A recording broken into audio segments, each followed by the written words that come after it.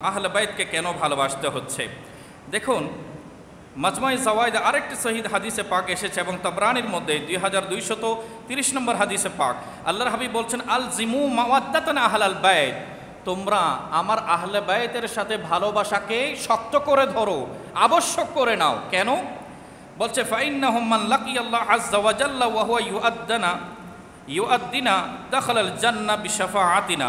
আল্লাহর হাবিব বলছেন, যে আল্লাহর সাথে মিলিত হবে এমত অবস্থায় যে সে মৃত্যুকালে আমার পরিবারের প্রতি মহব্বত রাখত, আল্লাহর হাবিব বলছেন আমি তাদেরকে শাফাআত করে জান্নাতে নিয়ে যাব। এবং বলছেন, ওয়াল্লাযী নাফসি বিয়াদিহি লা ইয়ানফাউ আবদান আমালুহু ইল্লা বিমারিফাতি হাক্কিনা।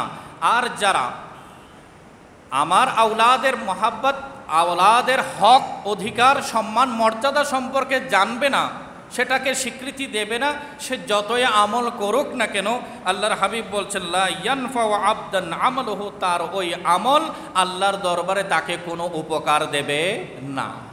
অনেকে বলতে পারে অমুক হাজি ছিল, অমুক ইবাদত গুজার ছিল, অমুক নামাজি ছিল, অমুক দানশীল ছিল, কিন্তু তার মধ্যে যদি আহলে বাইতের রসুলের প্রতি বিদ্বেষ থাকে, আহলে বাইতের নবীর পরিবারের প্রতি যদি অশ্রদ্ধা থাকে, তখন আল্লাহর হাবিব বলছেন তার আমলগুলো আল্লাহর দরবারে কবুল হবে না।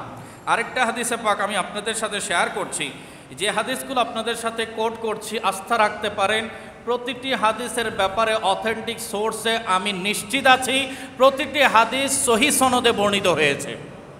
আল্লাহ তাআলা আমাদেরকে গ্রহণ করার তৌফিক দান করুন। প্যারা হাজরিন, মাজমুই জাওয়ায়েদ ইমাম হাইসামি সহিহ সনদের একটা হাদিসে পাক কোট করেছেন।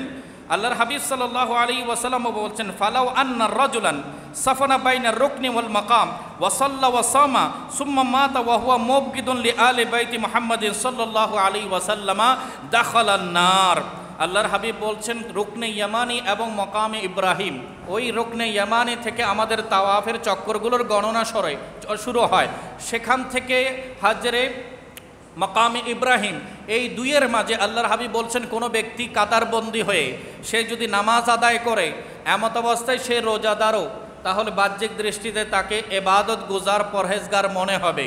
আল্লাহর হাবিব বলছেন যে এই সুযোগটা পেয়ে গেল যে রুকনে ইয়ামানি এবং মাকামে ইব্রাহিমের মধ্যবর্তী স্থানে দাঁড়িয়ে সে নামাজ আদায় করছে, আর নামাজ আদায় করছে এমত অবস্থায় সে রোজাদারও, আল্লাহর হাবিব বলছেন সুম্মা মাতা, অতঃপর সেখানে সে মৃত্যু হলো, কিন্তু আল্লাহর হাবিব বলছেন ওয়া হুয়া মুবগিদুন লি আলি বাইতি মুহাম্মাদিন সাল্লাল্লাহু আলাইহি ওয়াসাল্লাম, কিন্তু সে অন্তরে আওলাদের রসুলের প্রতি বিদ্বেষ পোষণ করে, আওলাদের রসুলের প্রতি, নবীর পরিবারের প্রতি ঘৃণা পোষণ করে। আমার নবী বলছেন সে জান্নাতি হতে পারে না, দাখালান নার, এই কারণে সে জাহান্নামী হয়ে গেছে। একটু বড় করে বলি নাউজুবিল্লাহ।